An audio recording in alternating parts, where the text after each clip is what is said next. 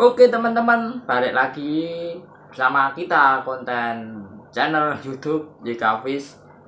Mungkin untuk kali ini konten kita agak sedikit berbeda dari konten-konten biasanya. Kalau kita biasanya membahas tentang ikan, kali ini kita akan beralih ke sisi lain JK Fish, yaitu JK Plant. Jadi kali ini kita mau membuat terrarium. Kebetulan juga ada challenge untuk membuat terrarium dan kuilah kita lakukan aja. Dan ini juga terrarium pertama kita. Jadi maaf kalau misalnya dalam pembuatannya kurang lancar dan nanti hasilnya juga kurang memuaskan, karena ini kita juga membuat terrarium ini juga sambil belajar juga step by stepnya itu bagaimana. Jadi gitu teman-teman, jadi langsung kita cek aja.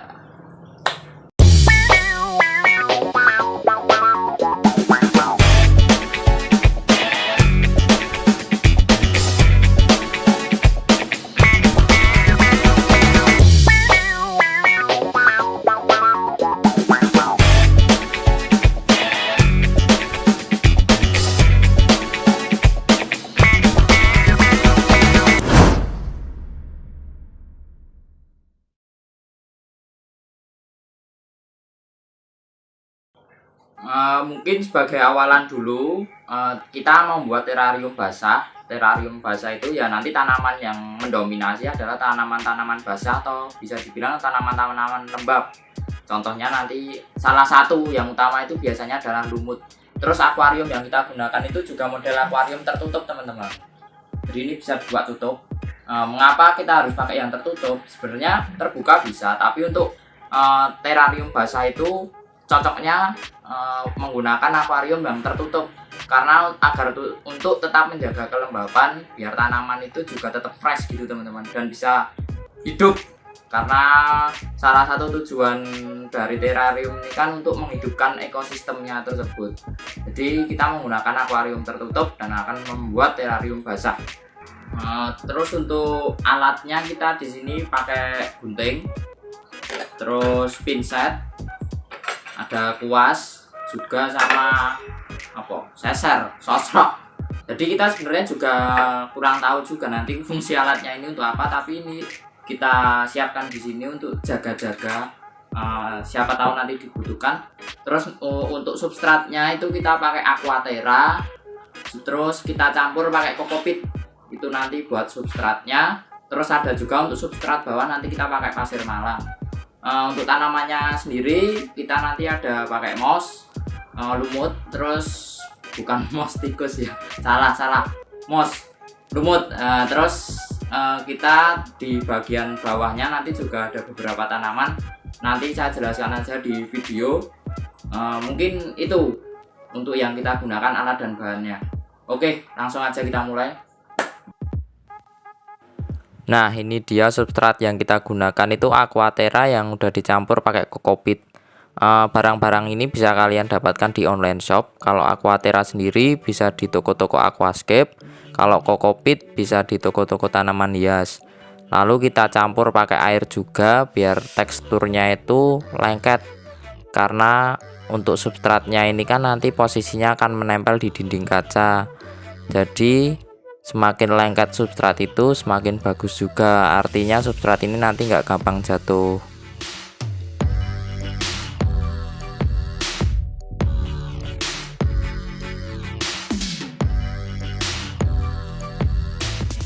Nah, ini hasil ketika substrat itu kita udah ratakan di seluruh dinding yang akan kita lapisi pakai lumut. Jadi sebenarnya untuk substratnya itu terserah kalian, jadi yang penting bagian yang akan tertutupi lumut itu nanti yang akan diberi substrat. Ini lumut yang kita gunakan, kita pakai forest moss atau lumut hutan. Ini kalian bisa dapatkan di online shop, itu juga sudah banyak. Di tempat kita juga boleh, kita juga menyediakan forest moss ini. Kalau untuk nama spesifiknya atau spesies dari moss ini kita kurang tahu. Yang jelas itu lumut-lumut yang tumbuh di hutan. Kita mulai planting aja.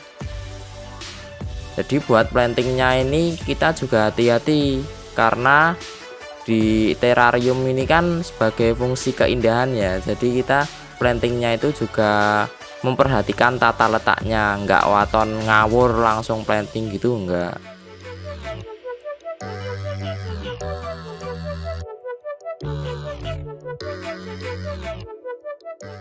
Nah, ini moss yang udah menutupi seluruh bagian dinding.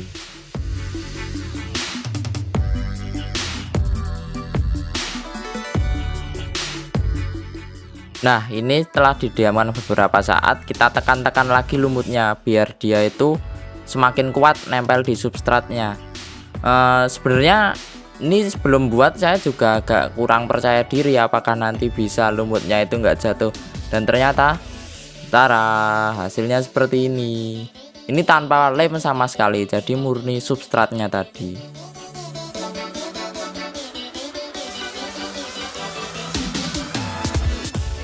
Oke, selanjutnya kita mulai planting bagian depan.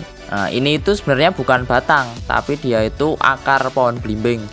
Jadi ini hasil dari berkebun kita sendiri. Nah, lalu substrat yang paling bawah kita gunakan itu pakai pasir malang. Jadi pasir malang ini kita ratakan aja di bagian bawah.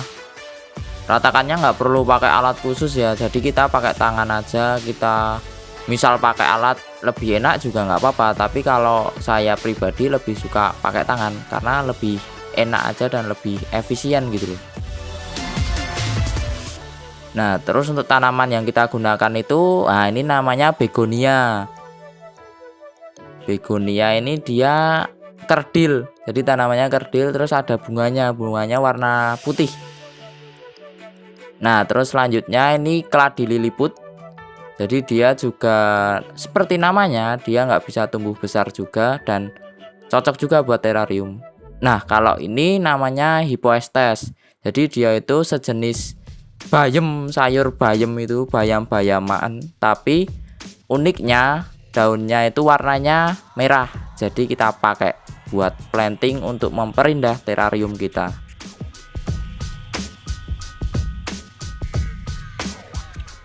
Nah, untuk substrat setelah pasir malang itu kita gunakan Aquaterra campuran kokopit.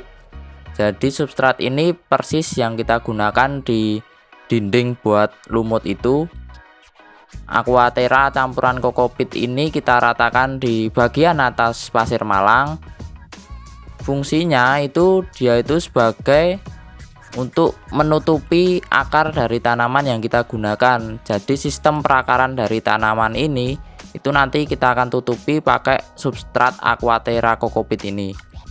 Lalu keunggulan dari substrat ini itu dia menyerap airnya itu baik.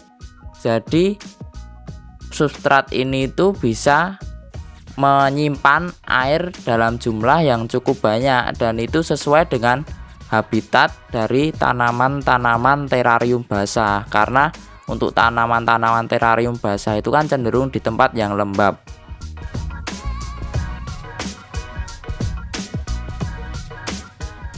Nah, ini tadi ada yang tanaman ketinggalan. Ini juga begonia, persis yang tadi kita gunakan, tapi dia ukurannya lebih besar. Jadi kita planting aja, terus kita sambil merapikan substrat Aquaterra sama kokopit tadi, kita tambahi juga sedikit pasir malang biar dia lebih cantik.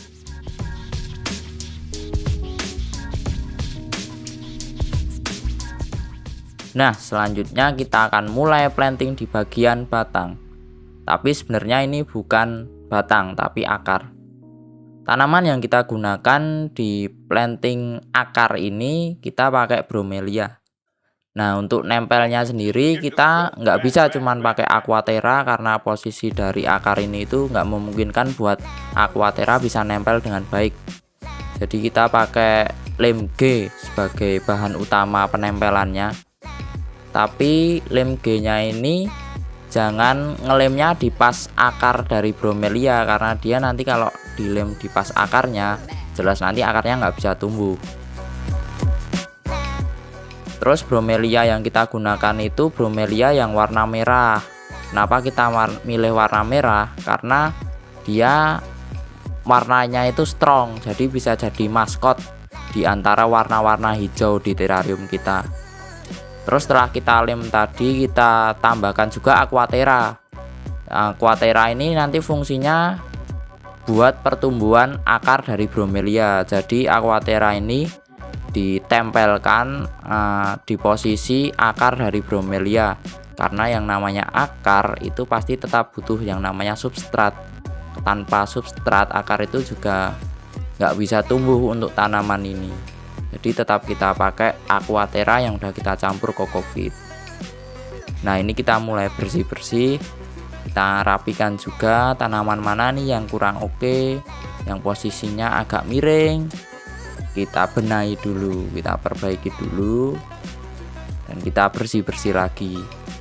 Jadi ini sebenarnya belum hasil final kita, karena sebenarnya ada video tapi kita lupa ngevideonya, dan ini hasil sebelum hasil final.